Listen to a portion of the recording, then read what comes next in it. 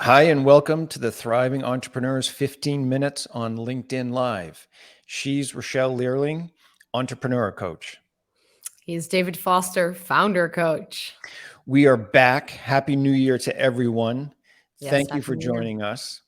And today, as Rochelle said, founders and entrepreneurs often think that being overwhelmed is part of the deal. It is Yeah. part of what they do. hmm And we'd like to know, do you feel overwhelmed more often than not during the day?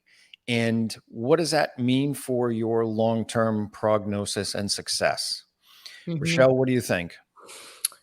Well, first of all, happy New Year. And Mm, secondly, daily overwhelm. I think that's kind of how we started with this topic in the first place. We can yeah. all think about daily overwhelm as just a thing of the day, and then tomorrow's a new day, and then we get going. But the problem is that it has long-term effects, and we'll be talking about those in this 15 minutes. But when it comes to overwhelm, I think often we think it is caused by external factors, which is true, Mm-hmm. but not in all cases. I Mm-hmm. think we can choose to react and respond in a certain way that makes us feel overwhelmed or not overwhelmed. So I'm curious, that would be my first takeaway or my first statement regarding overwhelm, that we can avoid it in the way that we respond to it. What do you think? Yeah, I agree. I mean, we're really talking about Viktor Frankl, right? Like Mm, there's a choice between the stimulus and the response, what to do. yeah. And being aware of that really gives you some power. hmm And short term, are there days where being overwhelmed or really running at max is part of a founder or an entrepreneur's life? It's really true for everyone. hmm Yes. But how often does that happen and what does it cost? Right? And hmm you're really hitting the nail on the head that there are long-term costs. And a big part of those costs is that a founder's job or an entrepreneur's job, and yes, we have to have a fight to the death to figure out who we're going to what noun we're going to use there, Yeah. but is really making decisions. How are you going to make good decisions if you're overwhelmed? hmm Yeah, that's it. And then the question also arises, if we stop normalizing overwhelm and stress and Hmm. struggle, then what is left of the business day? Are Hmm. we going after the right things? Are we going after the important things? And why would that need to cause overwhelm? Are we bad planners? Are we too involved? Do we have too many responsibilities? Are we delegating badly? There's probably a cause to that overwhelm. So, my first question to listeners would be, what is causing you overwhelm and why do you feel overwhelmed? And it's probably a lot of tangible things, but we all know that tangible things lead to something emotional. Yes. Yes, you're absolutely right about that. And you know, I one thing to point out is there was an experiment done where people were asked to memorize a two-digit number. Mhm. And then they walked out the hallway to another part of the building and they had free snacks available, basically fruit and cake. Another group of people were asked to memorize a seven-digit number, go down the hallway, the exact same situation. The people who only had to remember two digits picked a healthier snack than the people who had to remember seven digits. Yeah. And just that little change in cognitive load, you could call it stress or you could call it, using your abilities, made people make a decision that they later regretted. Mhm. Mhm. So we made bad choices in stressful situations. I think that is what we're concluding here. Yes, Yeah. yes. And Valerie says, causes my favorite question. Um, that's a really good point because there always will be a cause. It's a matter of Mhm. how you deal with it. Mhm. Yeah. Yeah, and I think obviously in the beginning of a startup or a business, there is so much to do. We are everything. We wear all hats. So Hmm. obviously there's a lot of work to do. And yes, we are busy. But Hmm. the problem is that often the entrepreneurs that I talk to talk about like a period of being stressed out or overwhelmed. It's only just this period of 3 months, after we get the investment, or when this happens, then I will not be stressed anymore. Fun fact, it never happens that they end that stressful period. Obviously, something happens like a milestone, but it doesn't bring them that peace. Same goes for being happy, right? And fulfilled before you actually reach success. But in this point, I think that many of us are finding or trying to find an excuse to feel better about being overwhelmed and thus feeling calm again, while we can find the answer in ourselves.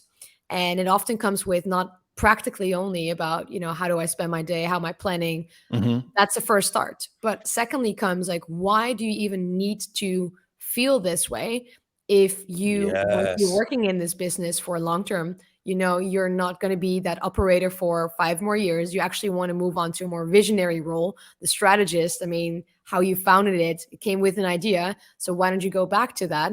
In that role, we don't have space for you to be everywhere and cluttered. We need you to be calm and clear and have the headspace to move forward with the strategy and not just with a daily plan or not plans at all. Yes. Yeah. You bring up some really good points. One is that the daily overwhelm or distraction is incredibly expensive. Hmm. And the other one is that, the cognitive, emotional, and psychological costs to being overwhelmed, those costs do not care at all about how good your justification or rationalization is. No. And so, yes, there are times that you do need to stay up late, miss the thing, get in early, take the red eye in order to move your progress forward. Mm-hmm. But how often does that happen? And Yeah. does it happen so regularly, as you said, that it's normalized, that it creates this huge expense? Yeah. And you're also right, I think, that we have the choice how we respond to things. Yeah. We have the choice where to make our boundaries. And in order to be successful, we can't have no boundaries. We can't have our boundaries violated all the time. Yeah. That's it. And if they're violated all the time, then you don't really have them, right? You're not Hmm. communicating them. You're not respecting them to yourselves. Hmm. But I also think that when there's so much to do and you're constantly overwhelmed with the work happening every single day, Hmm. there's probably a sort of dependency, like an over dependency in there of you with the team or you with the product. So are you too involved? Is this something you should not be focusing on as much? Hmm. Can the Hmm. team do this without you? Can they Hmm. make decisions without you? And if the answer is no, then probably there's something you need to change to make Hmm. sure that the team is independent, because Hmm. otherwise you're never ever going to grow out of that role. Yeah. And you actually touched on a really good point there, I think, is asking yourself, why am I doing Mhm. this way? Mhm. What am I getting out of it? I Mhm. have to stay at the office late. Okay. Why did you make that decision? Mhm. Now, sometimes the answer is because if I finish the report and that gets us the customer and that gives Mhm. us another 6 months of runway, fair enough, do it. Mhm. But was that the same rationalization or justification the last 16 times you did this? Yep. Did it work? We get something out of bad behavior. We all get Mhm. something out of Mhm. making a choice that may not be good for us. If we can identify that, we can take it apart and do it Mhm. less. Mhm. Yeah, and to that point of, it brings us that client if we finish the report, that's a fair point. But Hmm. didn't we know about this last week? Didn't we have an idea about what was coming this week? Couldn't Hmm. we plan this ahead? Couldn't we make Hmm. sure we cleaned our agendas for the most important stuff? Hmm.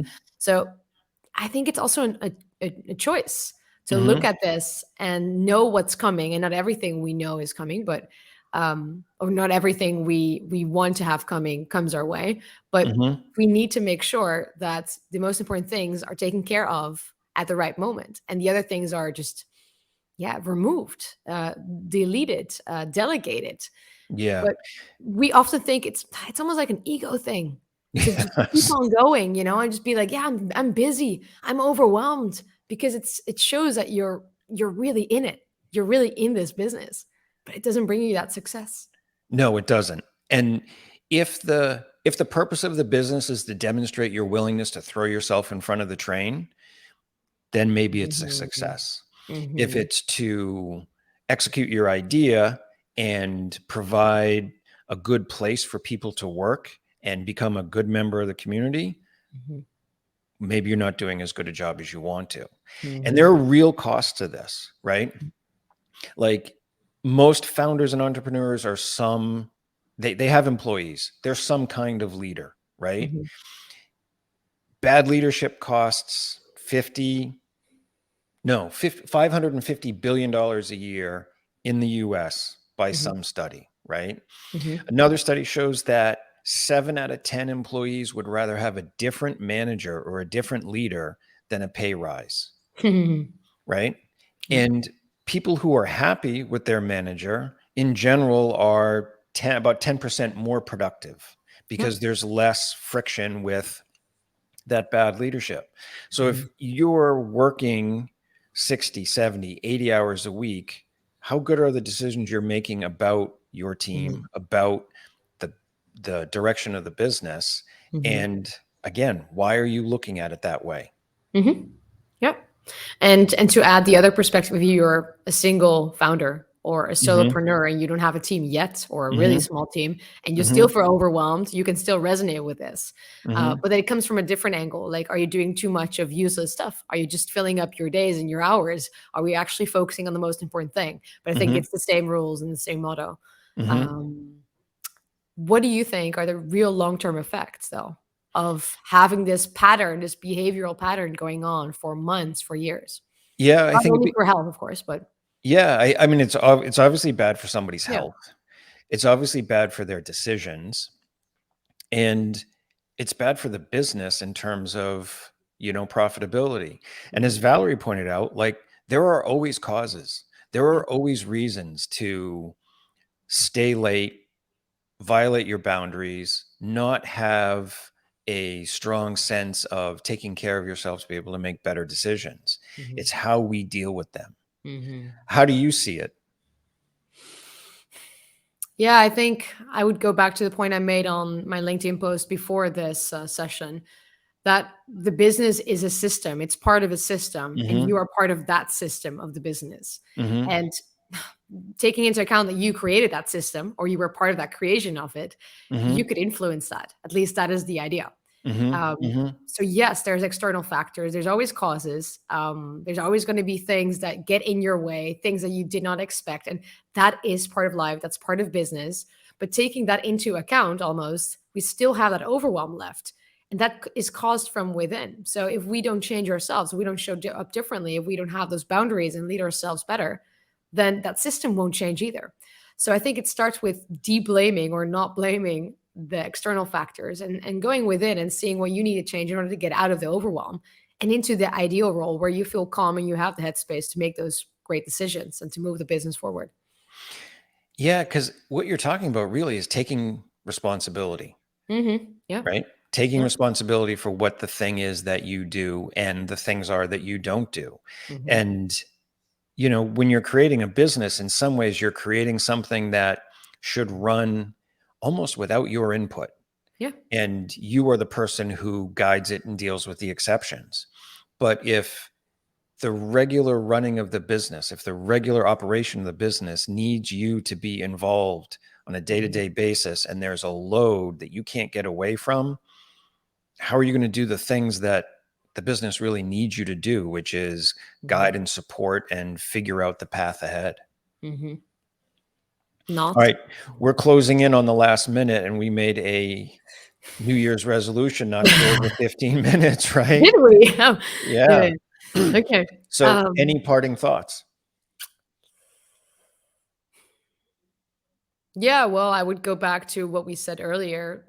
Think of or think about why you feel overwhelmed. What is Hmm. honestly causing the overwhelm? Because it's easy to say, I'm busy, I'm stressed, I'm overwhelmed, but what is really the cause? Can you bring it back to an emotional cause? So, for instance, whenever that person walks into my room or my office, or whenever that happens, I feel that flagging of emotions is already a good start. And then, secondly, are we lacking boundaries in order to avoid overwhelm?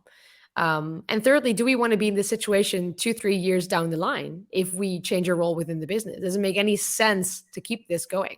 And I guess the answer would be no. So then it's time for a change. Yeah. How Yeah. about you? The only thing I would add, because Yeah. I know we're over 15 minutes already, Oops. uh, is be aware that there's a choice between whatever the external stimulus is and your response. And when Yes. it comes to taking things on or learning how to delegate or learning how to build the process, you have those choices when those things happen. You have the power. You have the power. Thank you, everyone, for joining us. Yes. We will Thanks. see you again next week. Absolutely. See you next week. Thanks for Cheers. the comments.